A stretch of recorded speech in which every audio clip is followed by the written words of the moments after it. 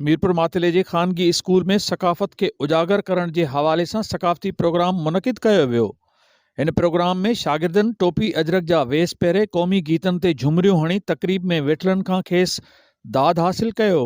उन मौक़े ते शागिर्दनि विच में टेबलोज़ ऐं चटाभेटी जा मुक़ाबला थिया। बहितरीन कारकर्दगी ॾेखारण ते स्कूल जे उस्तादनि पिणु शागिर्दनि में इनाम विरहाया।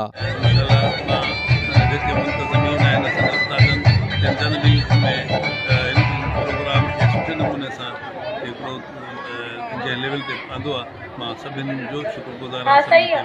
शाबाश ॿारनि खे सुजाॻी पैदा करनि था इहे प्रोग्राम। असांखे पंहिंजी सकाफ़त जी ख़बर पए थी त असांजी सकाफ़त कहिड़ी आहे, इन ॾींहं खे असां कहिड़े तरीक़े मल्हायूं। इहे मासूम ॿार इन शइ खां नॉलेज हासिलु करनि था ऐं अहिड़ा प्रोग्राम इन करे मल्हाया वेंदा आहिनि।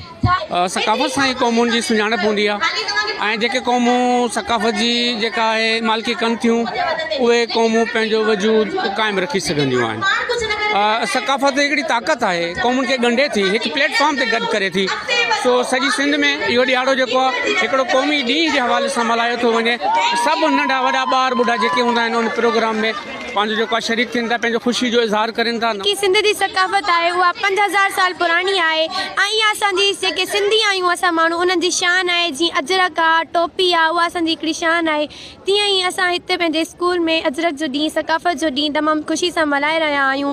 तंहिंजे करे मां पंहिंजनि टीचर्स खे, जेके बि असांजा उस्ताद आहिनि, प्रिंसिपल आहे, चेयरमैन आहे, उन्हनि खे मां थैंक यू चवां थी त उन्हनि असांखे इहो मेमोरेबल डे जेको आहे उहो मल्हाइण लाइ ॾिनो। त इन करे असां जेकी सकाफ़त जो असांजो ॾींहुं आहे उहो तमामु बहितरीनु ॾींहुं आहे। उहा असांजी सिंधियुनि जी आहे।